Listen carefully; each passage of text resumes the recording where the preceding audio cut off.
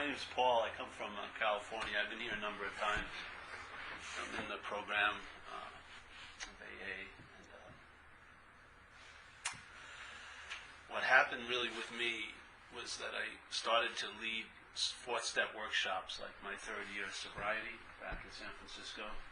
I'm about 24 years sober now.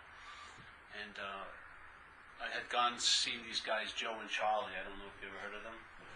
They used to come. It was funny because I was at a regular meeting. I was new. I was only like 6 months sober. And these people were sharing, these two people at this meeting were sharing, and they sort of looked like they were lit up, yeah? And they were talking about this Joe and Charlie seminar they had gone to. And so I made a note of it, and but then I didn't hear about it for months. And then one night, I was at a meeting, and they said, oh, by the way, we have a registration for the Joe and Charlie event in Sacramento, California, up here. So I ran up there and grabbed the one application they had, and I filled it out, and I sent it. And I got a ticket for my girlfriend, but she didn't go at the time. So I went up there. I didn't know anybody there. There were 600 people. But there was a lot of enthusiasm, at least, in the room. And they did a 4-day presentation of the book. And the book seems to be very simplistic, you know, the wording and everything. But the amount of understanding they mined out of that book, I had never mined before, nor did anyone I was working with, you know, my sponsor or anyone, had never displayed so many nuggets like these two old guys did for 4 days. And it made a big impact on me, and especially when they talked about the fourth step. It was Saturday morning, it was a 4-day event, and they explained the fourth step, and I had done one, you know, basically. But when they explained it to the group, I sort of got it. It made sense. And I got how the first column and the fourth column go, yeah? And I ran to my little hotel room, and I did a fourth step, where when I first got introduced to the fourth step, it was months of dragging my feet, you know? I'd say, I'm going to take 1 hour of every Sunday and just sit there if I write or not. But now it was just like flooding out, because I had gotten an understanding. And the understanding illuminated the process. And then the process just really pumped what was in the well really well. So I did that for 3 years. And then after 3 years, I had it. I got it, yeah, in a sense. I didn't need to go back. And that's another thing I like about messages and stuff. It's not, for me, a lot of times what we need is, it's like our car is stalled, yes? Our engine isn't turning over. So if someone comes over to help you, maybe we take the air filter off, and then you take a couple of drops of gas and you put it in the carburetor, and if you have the ignition key and you step on it, it sometimes turns over, yeah? At that point, you don't pour any more gas into the carburetor or you'll flood it. So this is what I believe this message is. We have a way of life called recovery, but there can be an illuminating factor that can be introduced with the right view or the right understanding about what the real dilemma is. And in my humble opinion, my sense of knowing the problem is from the solution.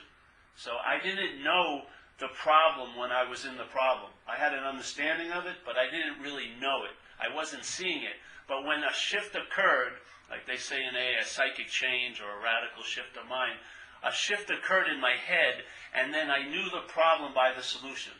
Yeah? It's sort of like if I was, when I was a kid, and when I was born, someone put a hand on my shoulder, and that hand had been on my shoulder ever since. I wouldn't know it was there, even though it may have a huge influence in my life. I'd have no idea about its influence, because that's all I've ever known, and if there's something that you've always known, you don't actually know it, like actively, yeah?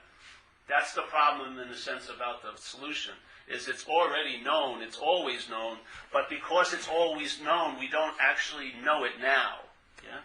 So let's say one day something happens and the hand gets lifted off my shoulder. Then when it gets lifted, I know what the hell that hand was doing.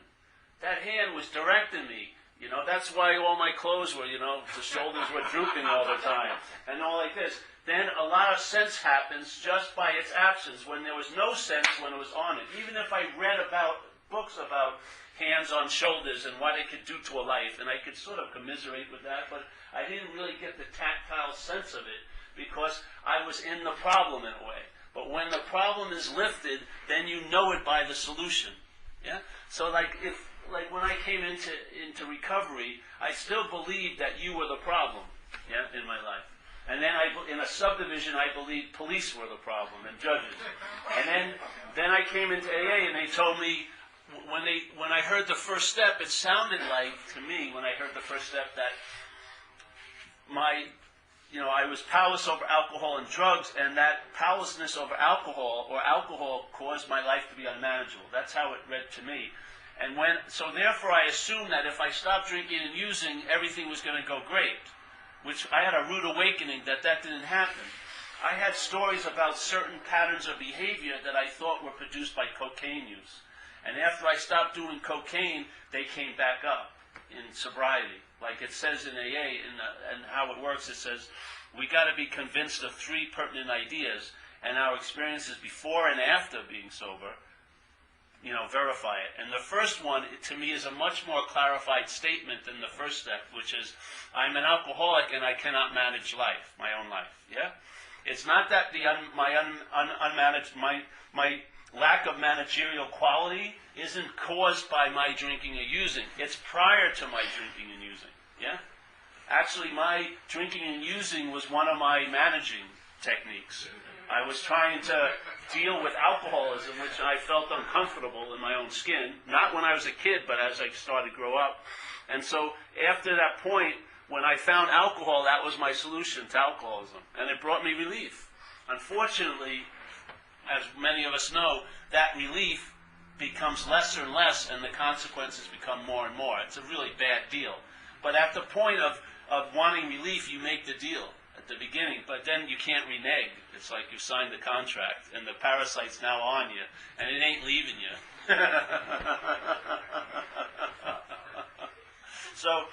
So there I thought, okay, you were the problem. Then the cops were the problem. And then I thought drinking and using were the problem. And every time I thought I found a solution, I didn't get a radical relief, yes? But at one point along this little journey, I entertained the idea that, I believe the root of the problem is identification as a self, yeah? Not obsession with self. I believe obsession with self is what the mind does when it's identified as self, to reinforce the identification, yeah? The bondage to self is, in a sense, unnatural. Yeah? So there's got to be a daily glue to keep the bondage in place, yeah? So the bondage of self has to be produced every day, and I think the thought system, one of its jobs is to do that, yeah? The way it holds you as a body, yeah? The way it presents you is as a body. The way it thinks about you is as a body. And so there's an identification as feeling of being a long-lasting, independent, separate entity. Now, when I finally entertained that, it was like that hand came off my shoulder. And by the relief that occurred from that entertaining, I knew the problem. And the problem was identification as self, because it was like a bingo, and it's been the last answer. I haven't had any new answer since. And this has been for quite a while, yeah? So you know the problem by the solution.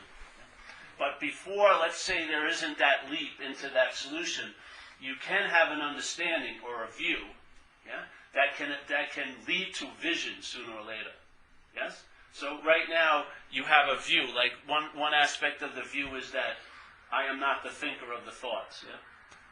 And it's a very simple thing you can test out. If you go to AA meetings or any kind of recovery meetings, if you're sitting there for a couple of months, when I walked into recovery, I thought, I didn't know it, but I was terminally unique. I mean, for so long, I didn't believe anyone could ever understand me. I was that unique, I was like a run-of-the-mill addict and alcoholic, but I thought I was very unique.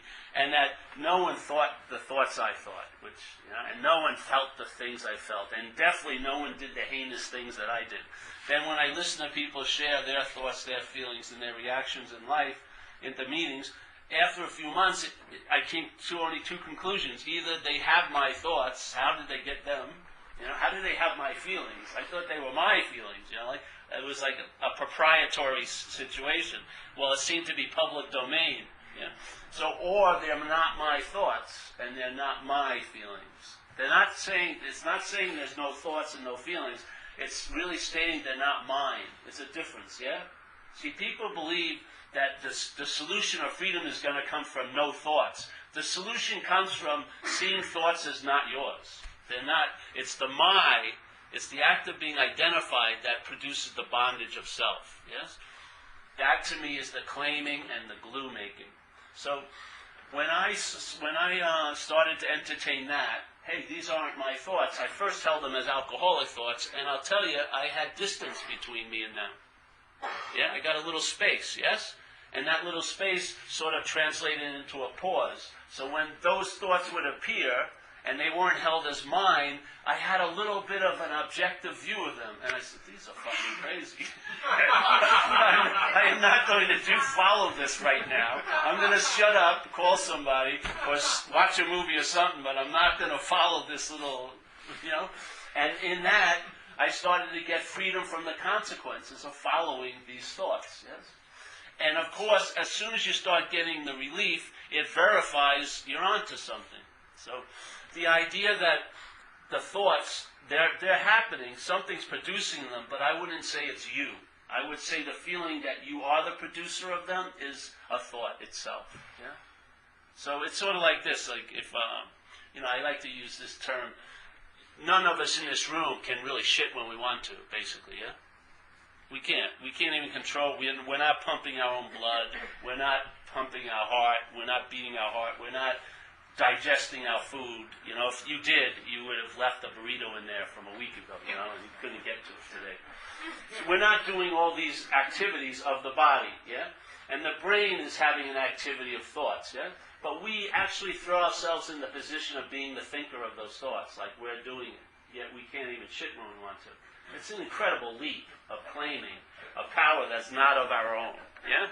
So if I'm not the thinker of them, and then also I'm not the object of the thoughts, because the thought system that we're saddled with is an extreme subdivision of self-centeredness, yeah, called alcoholism.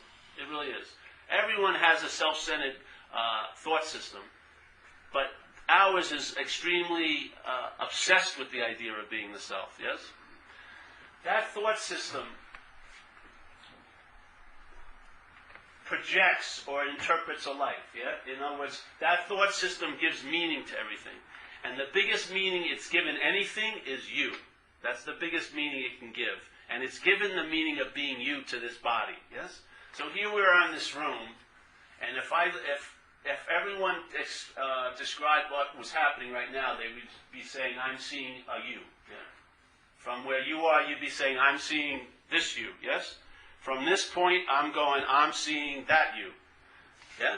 But in fact, what's actually happening is you could say it's I am seeing you. The I is what we share. Yeah, I would say that's awareness or consciousness. I would say that's what we actually are, right? The I is what we share, and what the I sees is a you. Now, from my perspective, all right, I see you, and then you're seeing this, right?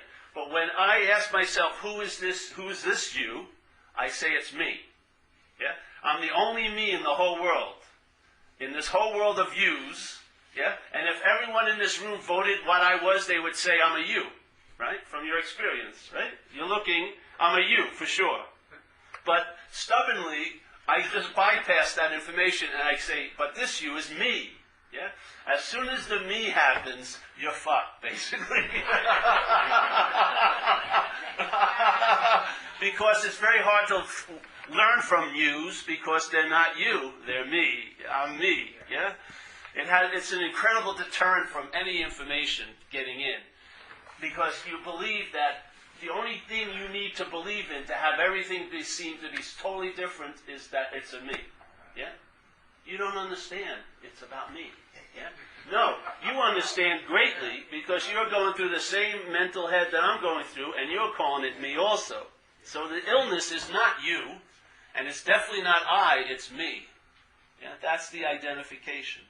Yes? The identification as self. So what would happen if I'm not this me, then what am I? I just said it. I. Yeah? I am that awareness. And I would say the same awareness that's looking at you, your little camera location, is the same awareness that's looking out of this camera location.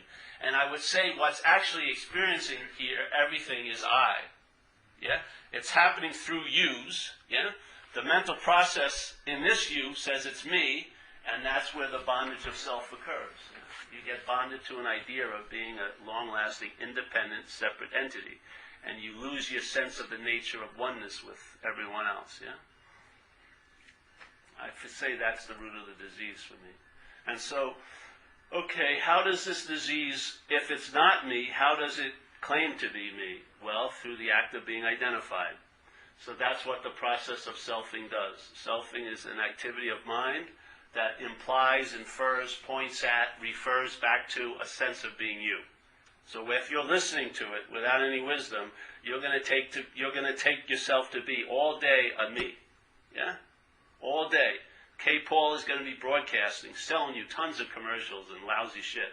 Yeah? And you're going to be buying it every day as if it's novel and new because it's about you. Yeah? But it isn't about a you, it's about me. Yes? It's an identified you. That's the dilemma. So I found when I started to see that the biggest word in the language as an activity is my. Yeah? And it changes everything. If there's money, money has a meaning for everyone in this room. But if you want to make it weigh a lot differently, put my in front of it. My money. Totally different, yeah? Totally different. Tons of stories come out of my money. Sex, my sex, hugely different. Relationships, my relationships, like fucking novels are written from there. Yeah? So I would say the my is how mind distributes meaning, yes? So there's things going on, but if they're going on to me or they're mine, they have a huge meaning. So a simple example, let's say if I'm having fun with a woman, we're going out, going to movies, going on little trips, and then one day, my mind gives a proclamation. She is my girlfriend, yes?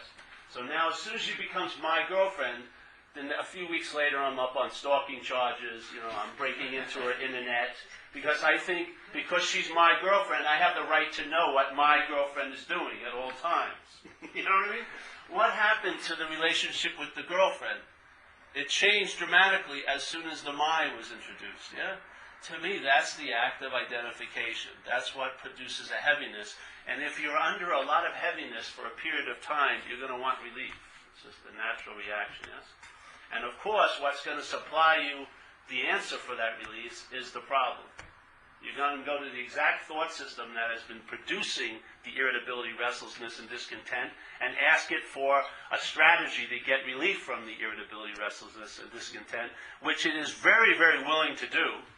It will give you a 5-year Stalinist plan of how you're going to be better. Never that you're okay now. It's always put into time, isn't it? Most people, if you listen when they share and you go up to them afterward, they go, hey, what's going on? What's happening? Oh, I will be okay. Don't fuck with my unokayness now. I will be okay. It's always put into time. Or I was once okay, and I have the hope that I will be okay later. But what's being verified is the lie that you're unokay now. Yes? It's a fucking lie. So, this takes me to to me, the third step is like the main principle of AA, and I really believe that it's a two-pronged step in a way. I don't think one part of it gets addressed enough to me. And I think it's actually the unspoken step, and it's called quit playing God. Yeah? So when it brings us to the third step in the book, for about 2 pages it talks about the dead-endness of self-centeredness, selfishness, it'll kill us, and no human aid is going to be able to help us from it, all that stuff. And that we need some other power. Yep. And then it says, okay, the how and why of the whole program, which is a pretty comprehensive statement, yes? If you're going to look at a program, and someone says, all right, we're going to go over the how and why of it, I would sort of be interested in that. Yeah. So it says the how and why of the whole program is, first, you got to quit playing God. Yeah? The answer why, it doesn't work. Then it goes next in this drama of life. God is going to be our director, we're going to be his servants, or something like that. It goes on. Yeah? But you have to see the importance of the first. Yeah? Because it comes prior to the big step of the surrender, of turning your willing life over. Why is that? Well, if you look at it, if that if the root of the problem is identification as self, yes, then what may happen is, if that's not being seen clearly, what will actually be claiming the act of making this decision to turn your life over to the care of a higher power may be the system of thought and interpretation called self. Yeah? So if self does it, this is why people I find have this experience in the meetings. They believe they can take it back. Yeah? They surrender, but then if something they want, take that back, and then, it doesn't work out, all right, I surrender again, they take it back every week. It's like back and forth. Yeah, it's like a little kid and a big kid. The big kid gives him a bag of candy, and then when he wants it, just grabs it back. Yeah? I would say why that occurs is because at that point, the selfing is playing God with God. Yeah? It's made a smaller God that it's turned its life over to, that it can take its life back anytime it wants because it's the bigger God. Yeah? That's why I think it says we have to stop playing God. Now, what would happen is if you studied for 2 years how to stop playing God, wouldn't that be playing God also? So self can't get out of self. Yeah? So the selfing that's playing God can't unplay God. It's going to be playing God to get out of playing God. Yeah, self can't get out of self. It's always going to, no matter how many escape doors it sees, when it enters, it's in the same little labyrinth. It's never getting out of self. But if you're not self, if you're not a long-lasting, independent, separate entity, then you can see, I'm not that which plays God. Yeah?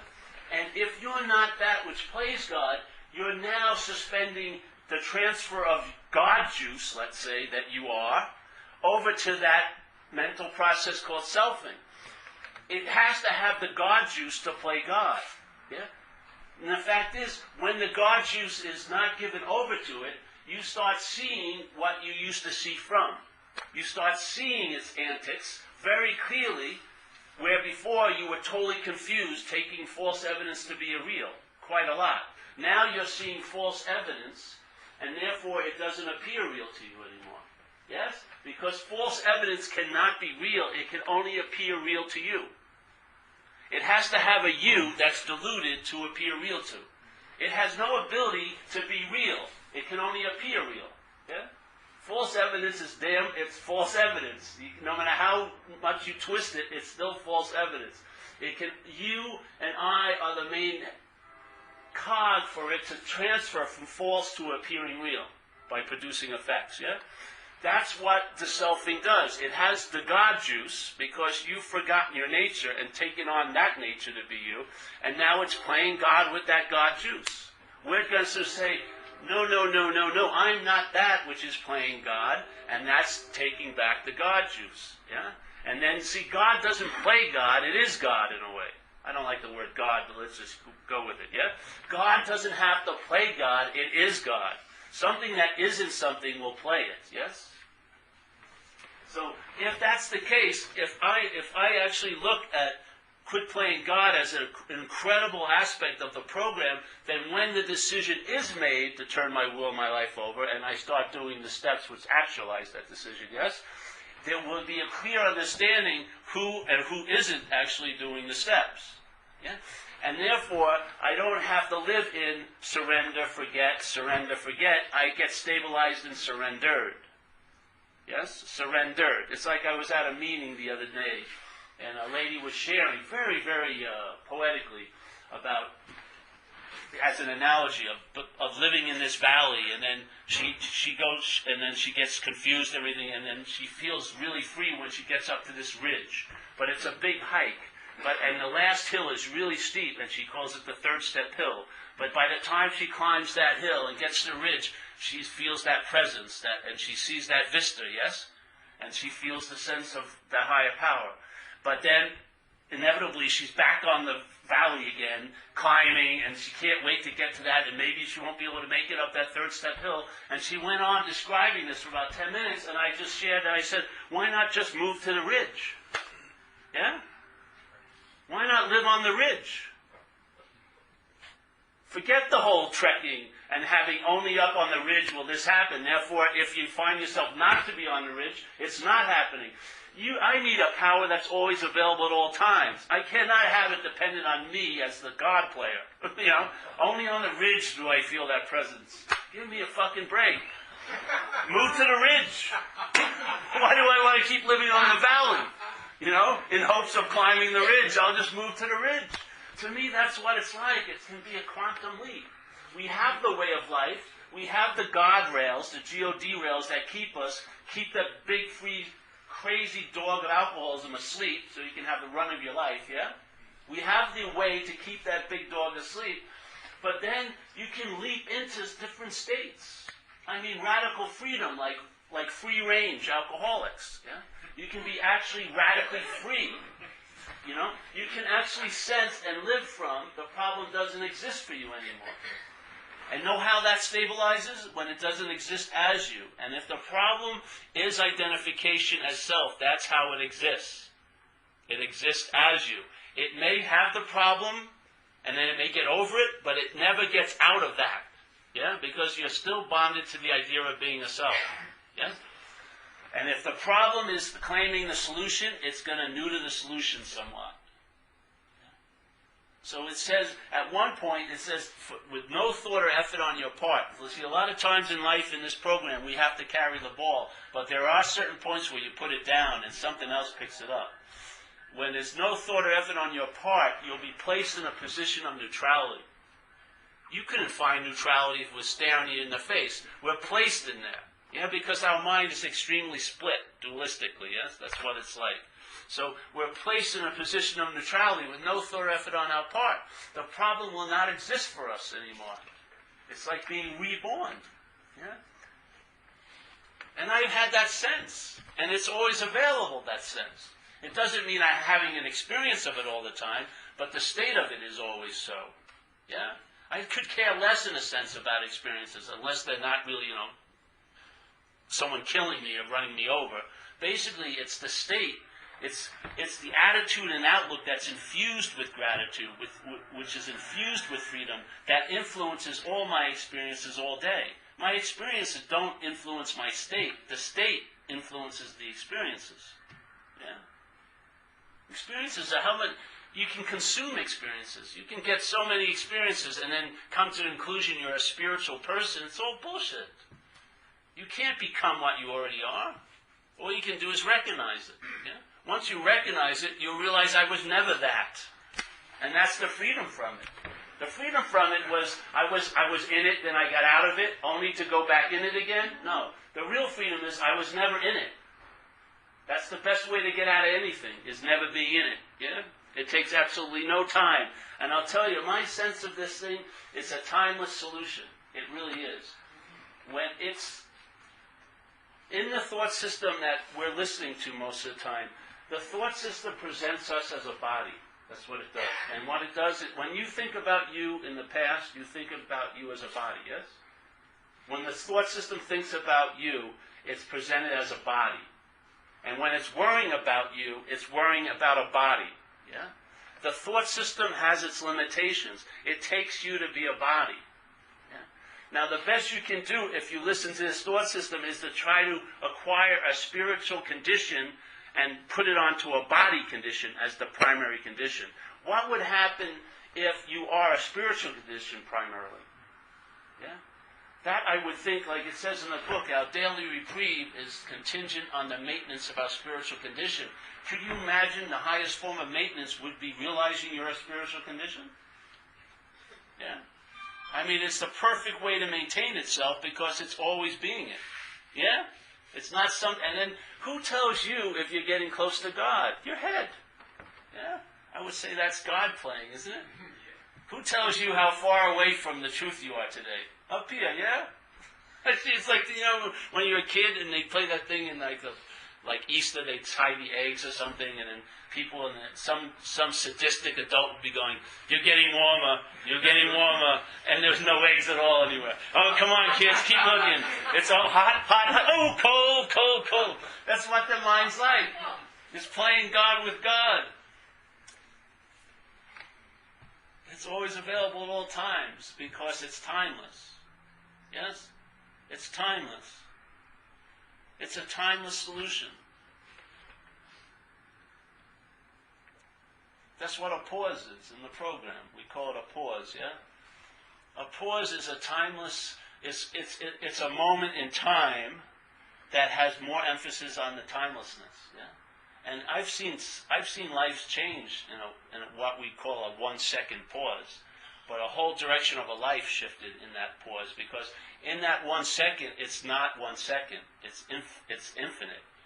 You can have a huge amount of information downloaded and no one will even notice it. It's not quantity. It's about a huge amount of a shift can occur in a split second because it's timelessness. Yeah, the timelessness is not quantified. It's not based on getting more and practicing more and doing more work. It's based on its own quality, which is timeless. Yes, it drops in, and then its influence expresses through time. It's almost like an oil spill in a way. It just leaks into all your little time in your life. But it's all, you get a sense after a while of the timeless nature of it. Yeah? To me, it has no qualities of the problem. That's why it's the solution to it. Yeah? It has no qualities of the problem. It's not something that's achieved or made, because if it was, then you could lose it. Yeah? It's not something that you can have, because then again you could lose it. It has its own qualities that you can't know, but if you surrender the belief of knowing, yeah, and then be willing to entertain I don't know, you'll find out. And I'll tell you, finding out is a much more convincing form of knowledge than knowing, yeah? I've seen people convinced they were fucked in the program, and 5 minutes later, they're unconvinced. To wait to sign this thing up for your little plan is crazy, because it's just wishy and washy. But there is aspects of mind that can be thoroughly convinced. And when that starts occurring, there's no more surrender, it's surrendered. It stabilizes, yeah? The freedom isn't something based on you, it's based on itself, therefore it's always available. You don't gain merit, you don't deserve it, you don't achieve it, you don't have it. You don't give it, you have it by giving it away, literally. That's how it works, in my view. And so it's like a whole another aspect of mind, and it's not coming through the filter of self-centeredness, yeah? It's bypassing that. It's coming to it's hitting, to me, it's like an unspoken yes in your gut. It just becomes so, it's like a never-ending echo of assurance, yeah? You found something that's totally reliable. Just like we've now discovered that why we're in so much fear today, as you were talking about, Ivan, it says very simply, it's because self-reliance has failed us, yeah? And most people will start blaming themselves for the self-reliance failing them, which is incredible selfishness and self-centeredness. No, the self-centered, the system of relying on self is a failed system. It doesn't work. It's not reliable. It's like being on a dead horse. It's time to get up. Yeah? So it says perhaps there's a better way, trusting something infinite. That's exactly the case. That's the process we're all in. Yeah? And in that process, if you really diagnose or can entertain a diagnosis that really fits with the problem, which I believe is its identification as self, a radical illumination can occur. Yeah? And then AA becomes an incredible way to express a peace of mind. It's lovely. This is an incredible community we're in. There's meetings everywhere, and in these meetings, a loving God is expressing itself through our group conscious. You can sense the presence. And if you took us all individually, we're all assholes, let's say. But when we get together, it produces a sweet perfume. There's a presence in the air. It's magnified by our gathering together. This is like partake. Slurp it up. Sense it. Bathe in it. You're not going to get it out there all day. You're not. Out there all day, it's about you as a body. This room, it can be suspended for an hour, and you can just drink up, and it feels like it. I see people, when they hear this message, there's an aha, they light up, yeah? Then they go home and think about it, and it's all fucked. But the immediate delivery of it, I see the reaction of the mind, the virgin mind, going, aha! And then the little tentacle, parasitical mind claims it, and what does he mean? That's not AA, or this is this, and it's fucking neutered. It's neutered, and now you know it again. Oh, I know what he was talking about. No, you fucking don't know, because if it doesn't translate into an ease and comfort, you're not on it yet. This is about results. I wouldn't be here if it didn't kick in. It doesn't promise the change of the terrain of your life, but you'll travel lighter all over it. All of the trains, all the things that could possibly happen to you as an action figure, you'll travel lighter over them. Yeah? And that's the proof in the pudding. And there's an ease and comfort, because your faith is not in a failed system anymore. Your faith is in whatever you want to call it, that higher power. Yeah? Because faith begets whatever vehicle it's put in. So if you put it into a failed thought system, you're going to produce anxiety. Your faith is what's producing the amount of anxiety you're in. It's mind-boggling, isn't it? Your faith in the thought systems, in the thoughts you're having today, is what's producing all the anxiety. And the same faith, if put into the right field, will produce an ease and comfort in your own skin right now. It's the exact same faith, it's just where it's put. Yeah? You keep putting into a failed thought system that's all about time and about what's going to happen to me, very little about you, but me. And all that faith, it's like an incredible devotional power being turned in a weird, bizarre way, producing its exact opposite effect. Tons of anxiety about what's not happening. And literally, most of the stuff that we're worried about is not happening right now, is it? It did happen or it will happen, but it ain't happening. There's very little relevance given to this moment. And if you're relying on that system, it's never going to give relevance to this moment. It could give a shit about this moment. This moment is just entertained there and then. It lives in time. It does not live in timelessness. Self appears in time. So the thought system is based on time. And the basic thing it's trying to cause us to avoid is this moment. Because in this moment is conscious contact. And consciousness is what we are. Yeah? In past stories about conscious contact, there's no consciousness in there. And in future speculations about what am I going to be in contact later, there still is no consciousness in there. It's a dead realm. There's only one God reigning supreme, and that is selfing. And we're suffering the consequences of our devotion to it. No matter how much we bitch about it, there's a certain love for it. People don't want to really be free. They want to be free if it's fashionable. But they don't want to be put on a dime. Unless someone would notice their freedom. You know, if someone saw me looking free, that's great.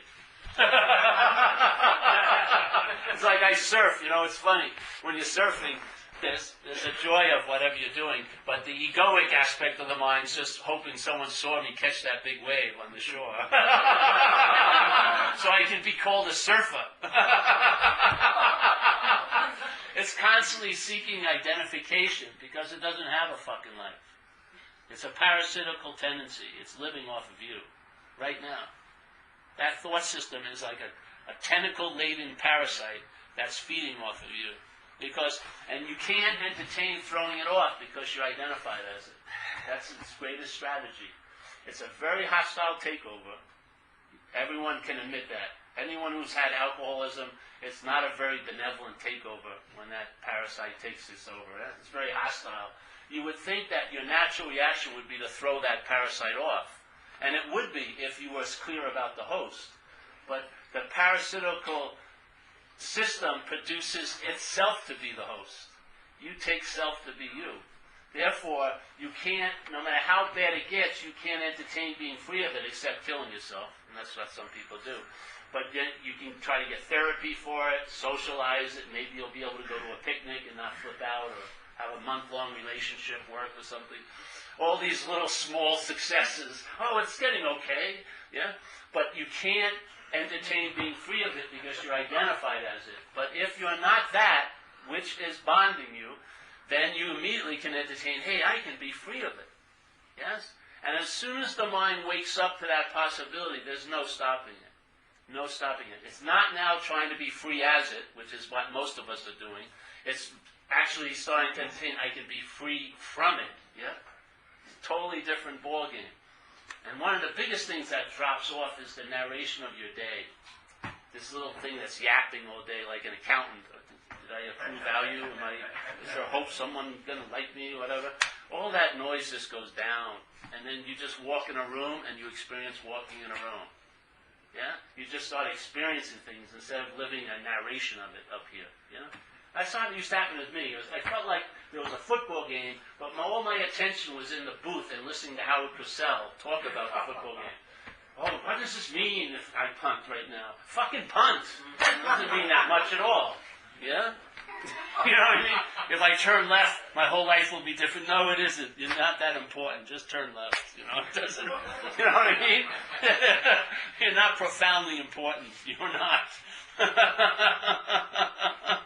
So there's it's like the living the Rule 62. You stop taking yourself so seriously. And the most serious you can ever take the self is to be you.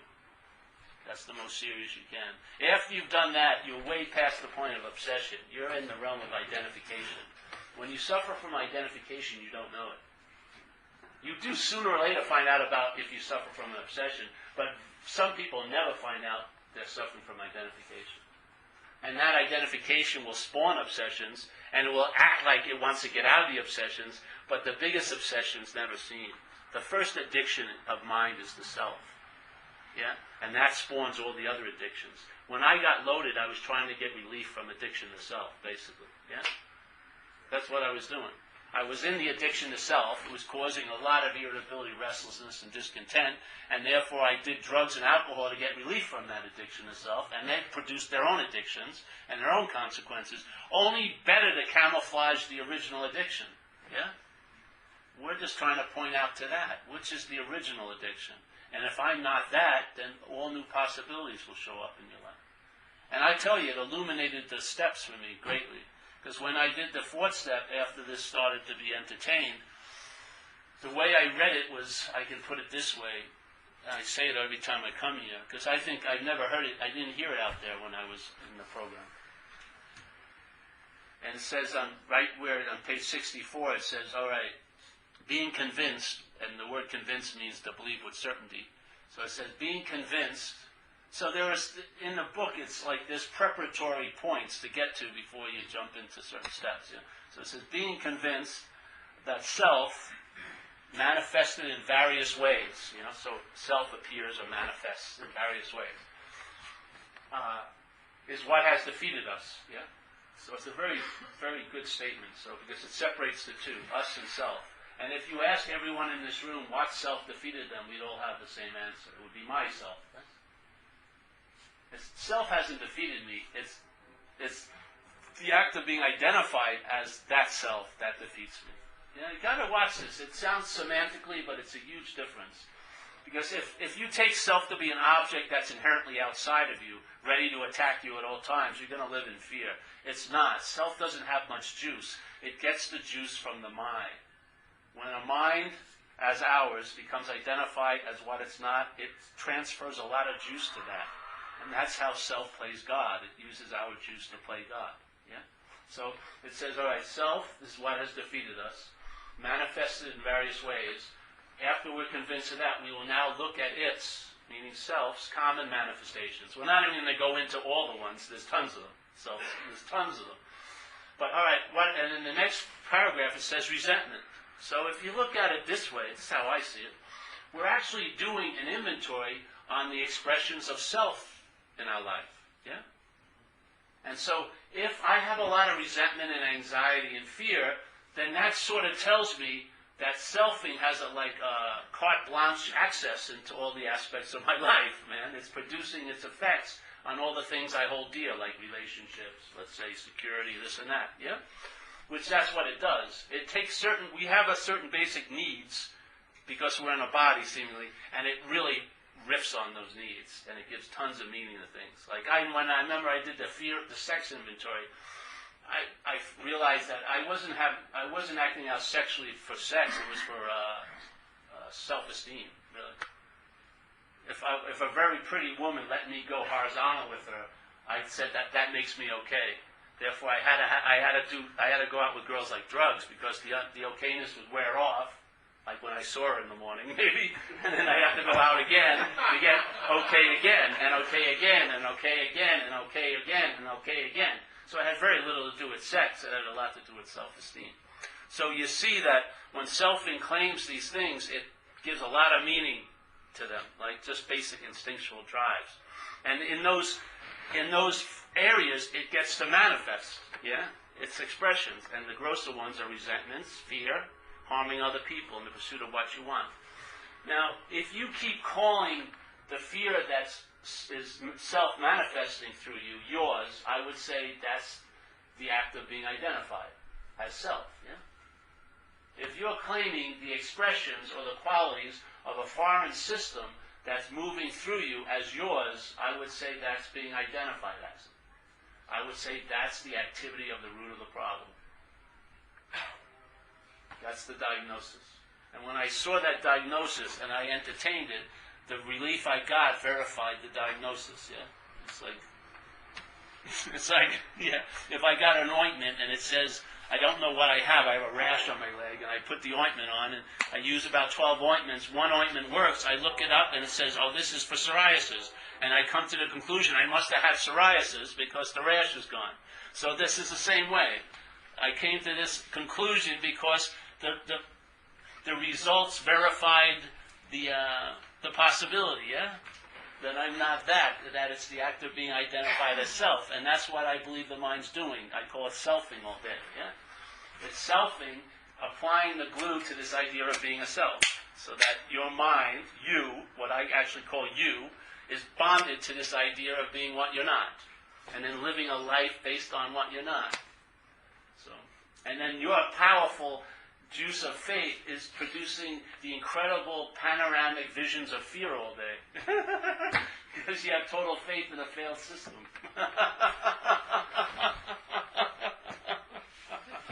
You don't think it's a failed system? Any system that delivers the goods. If you were a furniture deliverer and you never missed a delivery, you wouldn't have no need for excuses, would you? There'd be no rationale. Because you already got there on time and delivered it. There'd be no blame, would there? You always deliver the couch on time. Yeah? There'd be none. But a system that fails you miserably has a lot of excuses, rationale, and blame, doesn't it? To what? To cover up its inability to deliver the goods. Yeah? This is about telling the truth about a failed system. And not getting therapy for it, though you may like to do that, but to get relief from it by seeing that I'm not that. And I'm just giving you an understanding, sort of like a view, and hopefully it will promote the seeing of it. And when the seeing happens, the emphasis shifts from that to this other side, and now there's a winning, yeah? Yeah. It may happen very quickly, it may happen over time, but it's sort of like, here's the understanding of the view, entertain the view, you'll have moments of seeing. That seeing maybe will motivate you to entertain the view a little more, and then there'll be a real stabilizing of the seeing maybe, and then you can honor the view but put it down. The understanding has no value except to lead to the seeing. You don't need any more self-knowledge. It avails you nothing. Yeah? Self-knowledge avails us nothing. Any knowledge claimed by selfing doesn't do squat for you. It never leads you to freedom from self. Yeah? But this knowledge is different. This knowledge will do its job, lead to seeing, and then it's put down, and now there's just seeing. Yeah? And the seeing verifies itself all day. The presence of the power verifies its authenticity. Yeah? You don't need philosophy. Well, you may like to read philosophy and stuff, but the real verification in my life is its presence. It's always available at all times. It doesn't matter what I'm thinking or how I'm feeling, what my take is on me that day, how I was yesterday. I should be better because I'm in this seat assignment. All of that is bullshit. There's just seeing. It never blinks. It never goes out until you pass away, and then it won't matter to you anyway because you'll be gone. As long as you're here, you're on. And what's that onness isn't you, it's consciousness. And I would say consciousness is what we are, or awareness. Yeah? So, it's available. We have a way of life already. So a lot of people are trying to find a way of life to get to this. We already have a way of life through the back door because we got our asses kicked. Came to the end. But this is a damn good way of life. it will support the activity of entertaining this pretty well. And this is just maybe a form of illuminating it clearer. So, any questions tonight? No, stunned into silence. Did a good job then. All right, well, we'll pass the basket. And anyone's interested in the new shirts, I got new shirts. New shirts. Zen Bitch Slap, a new one. I have them here, yeah. I try to, we're self-supporting too. Yes? I try to sell shirts instead of giving you nothing, which I already gave you now. I'll also give you something after. Yes. I have a question. What's going on when you're, we're awareness, what's going on when you're tired, can't focus, this, that, bored? What's going on? Yeah. I guess tired, can't focus, and bored. Okay. But who's it going on to is more important, really. Yeah? Because the who's it going on to will give being bored a lot of meaning, being unfocused a lot of meaning, being tired. I shouldn't be tired, or whatever, yes? Right. It's so easy to recognize a condition if you don't have the narration about it, yeah? If you're tired, go, if you can, take a nap. If you're hungry, like it says, hungry, angry, lonely, tired. I used to think, I swear, when I first sober, I thought I was going through cosmic dilemmas, and all I needed was a bologna sandwich. It was all chemicals. I swear to God, I thought it was like a profound mystical experience. I was just hungry. I couldn't recognize the basic format of the body. With so much meaning put on anything, I didn't know what was going on. Yeah, so. Yes. How you doing? Good. Good to see you, brother. I've like an experience since I've been doing this, and like with the other teachers, Tole, Adishanti. I've like this experience where I'm forgetting all the time. Like I forget basic things, or if somebody I've met maybe 50 times, I forget their name, or I'm just like I don't know. It's just like a shift away from the ego that. Alzheimer's. You should get help. No. You can't. Have you had this experience where like you just get kind of a little forgetful, or? Yeah. Yeah. But I used to have that before. I used to forget I owed people money, but they never forgot that I owed them. Yeah. The memory too. In my own experience, the memory has a lot of purposes, but in the selfing, it has a purpose to keep the historical continuum of being you. And so one of the things that got dramatically whacked in me was memory. Like if you're really in a day, you don't have much memory of it. Yeah? Like when I'm in a day, when I'm living in a day, I don't garner any memory from it because I was there the whole time. Yeah? I found a lot of times memory is like a substitute for seemingly not being there. Yeah. I remember once I was in this place in Burma. It was this incredible area with all these temple sites. And I saw this giant cloud of dust coming. And it was a big tourist bus. And all these Japanese people came out, walked right up to the temple, turned around, got their pictures taken, and got back on the bus. Yeah? So they didn't really experience the temple, but they had the memory of being at the temple. I think a lot of time, that's the way the mind likes to live. It doesn't really have any interest of really being here. It wants to have evidence that it was here. Yeah? In my view. So when that gets given up, I don't have when I go on a trip, I have no idea how it went. It's just a conglomeration of stuff. Yet it's in the context of one simple state of presence. Yeah? And to me, my intention is more interested in that than on all the content most of the time. It's sort of like a never-ending day in a way. Time goes through it and seasons change in it, but the context never moves. It's just an amazing something. It's very reliable because it's always present. And I think that's what I was suffering from.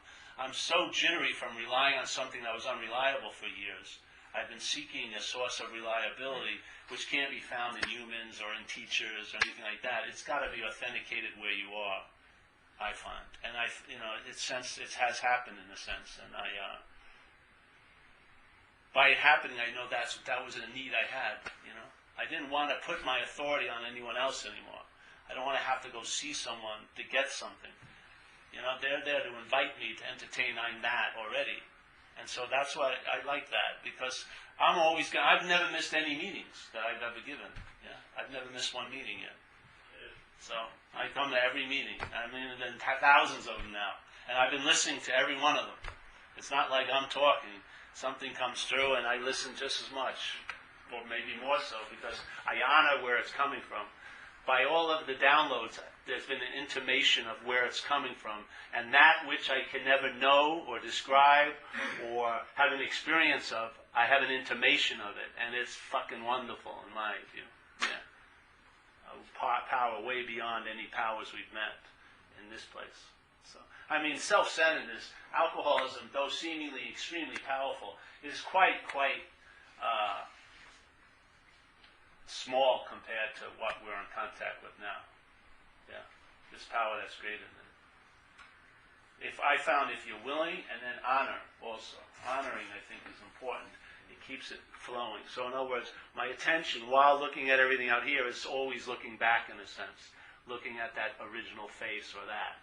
And that has served me well here, that aspect. Yeah, I've seen some major people with big spiritual resumes go out. I mean, big time, really. And it would shock you. You would think that they had enough armor to have an immunity, but it didn't pan out that way. And then when I saw them after they were taken over, I couldn't even recognize how they were appearing. When I picked them up at that motel on Lombard Street in San Francisco after they smoked crack for 3 days. And it didn't matter their whole spiritual resume. They were fucked. So I have a lot of respect. If that dog's asleep in your life right now, it gives you the run of your life, man. It's not smart to throw any bones near it. Don't wake it up. Because once it wakes up, you're going to have to feed it, clean up after it. You're going to be a full-time form of slavery to that thing when it wakes up, man. So if alcoholism is asleep in you today, to me, I like to always say, this day is brought to you by sobriety, like a sponsorship, the old TV shows. I always say that now. This day has been brought to me by sobriety. Yeah, it's very nice to remember that, because without this context as a way of life, no matter what you think you've achieved and everything like that, when that little door cracks open and that parasite gets in there, and if it convinces you to bring you to a point of fuck it, be it a small fuck it or a big fuck it, and you allow it to enter, you don't allow it. But when it moves in, you never know when it's moving out. You know what I mean? And you don't know where it's going to take you, man. And this place is a subjective experience. There is no objective hell here. It's made up in the head. Yeah? And I cannot do it justice what it was like back then. Yeah? I can't do it justice by memory. But I can hear other people share it, and I definitely know I don't want to go there, and I don't see any difference in anyone in this room with me. We all have that potential of alcoholism. I don't care what your spiritual resume is. If that opens in and gets in, that thing will take you over like that in a day. It can. Yeah? And it'll eat you from the inside out. Maybe you'll still have the spiritual veneer, but you'll be corrupted inside out. It will. It has to bleed through. So we've met a power greater than it. Yeah. You honor it and that, be willing to open up towards it. But see, if you open up towards it as a self, it's like putting a big dimmer on it. Yeah. It's like on the third step, it says when you come in here, all right, we now have a higher power of our own understanding. But if selfing is defining that understanding, it's going to be a very small God. I want to have a God of its own understanding, yes? I want to have a God of its own understanding and be in the position of, I don't know, and then find out. Because it's very revelatory. Because what you think, how things should be, and how much you should get, or whatever, you've got it all very downsized, small package. This thing will blow your ideas out of the water if you're open to it, yeah? So it's sort of like, I don't want to put a frame of my understanding to keep that sunlight of the Spirit defined by this little 6x4 window. I want to have it of its own understanding, which is it's always light. Yeah? Always light. Not defined by what it's coming through. It's always light. So, yeah. Thanks. Well, did we pass the basket? That's enough, right? We'll see Friday if you want to come back. I love Dover. Keep coming back here. I mean, I thought in my ideas of this, I'd be in Hawaii doing retreats, or Costa Rica. I'm in Dover, Staten Island. You know.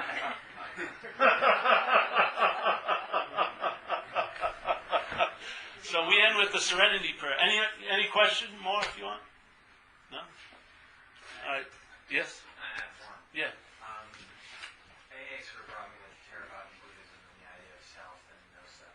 And actually, a friend of mine brought you to me, turned me on to you just a few days ago, and your idea that you really have no control of these thoughts that are coming up. They're just sort of bubbling up like a heartbeat or a digestion. And I had a mindfulness practice that I was working, and suddenly it kind of became hilarious. Yes. Like, especially when bad thoughts were coming up, and the moment I realized that I wasn't creating them, I started laughing my ass off. Yeah, good. Did you experience that? Yes. Every day. It started to get real funny. Yes. It's hilarious if it's not you. It is. It really is. It's hilarious. Well, I laugh quite a lot because it flips me out how seriously I took it. Yeah. That's a good sign. Yeah. See, you are mind. I don't know about mindfulness. You are mind. Yeah. If you see, there's this thing like in you ever read? There's a lot of books about how to get into the moment. Yeah. You ever see them? Or how to get more into the moment, or how to get into the turbocharged moment, or something. You know. How to get into the moment that you wish the most moment for, or whatever. But in a sense, my take is you can't be out of a moment. There's no way you can ever be out of one. Yeah. You can't be out of a moment. So why the hell do you want to get in it? Trying to get in it would be referring or implying that you could be out of it. That's an impossibility. You see? When self plays God, it starts making impossible things plausible. So here many of us are trying to get into the moment we can't get out of, and then a lot of us are trying to get out of the self which we cannot possibly be in. So if you see I can't be a self, that's what you would call being out of self. Yeah? And being in the moment is just a fact. So you can never possibly be out of it, so why do you want to get in it? You're in it. You're 100% in every moment. There's absolutely no bit of lack of any moment. You are the moment that you think you're in. And that moment is always 100%.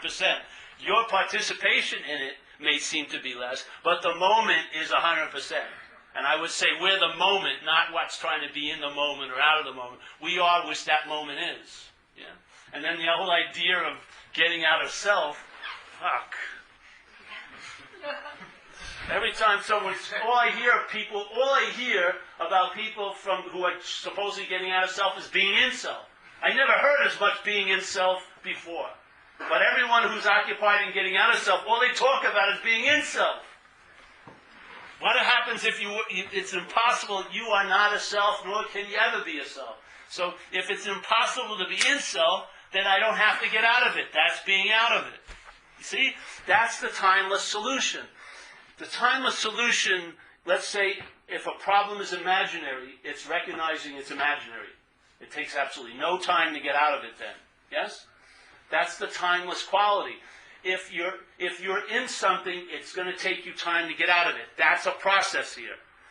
The solution is you're not in it. Therefore, there's no need to get out of it, which takes you absolutely no time.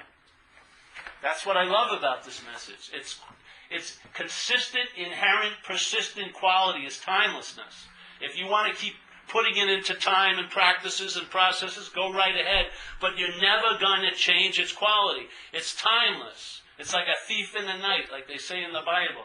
It's timeless. You want to stretch it out as a path or a practice? That's your mind doing it. That's fine. But it's not going to change its quality. It's not going to be a temporal solution that's defined by circumstances and situations. It overrides all those. It's timeless. It interrupts you as God and puts you in your right place, which is you're not God in that sense, the playing of it. And then God is revealed. But how can it ever be revealed to you? The you that you want it revealed to is playing God. When I'm not that you, that's how God's revealed. I'm not that you that blocks me off from that revelation. because I want the revelation for me. It's not for me. It's just a revelation. That's its nature. It's revelatory. It's not to me. No, I'm not special. When I realize I'm not this, I'm open to all of that. But when I try to make all of that open to this, it's a very small, very, very small. Jeez, if you look at a lot of activity, you can bring it back to that statement, quit playing God. It's the dominant movement of the activity of alcoholism right now. Many of us are not drinking tonight, but there's a whole lot of God playing going on. Yeah. That's the living activity of the alcoholism, is God playing. I swear, over the years, this is just more and more downloads about this. It's just the clearest thing to me at this moment. It could change later, but right now, for the last year, a couple of years, the playing God is it. It's all the thing. You don't have to fucking know God. Stop playing God. Stop being that which plays God. It's like Raman, our great teacher, says, when you know God, to know God is to be God. When you know God, you're being God. That's exactly what it's like. When you're playing God, all you can do is know God. You'll never be God, because you're already playing God. The mind, yeah? So, there is a solution. Thanks. We'll end with Serenity Prayer. And don't forget the shirts, man. Papa needs to get a new bag.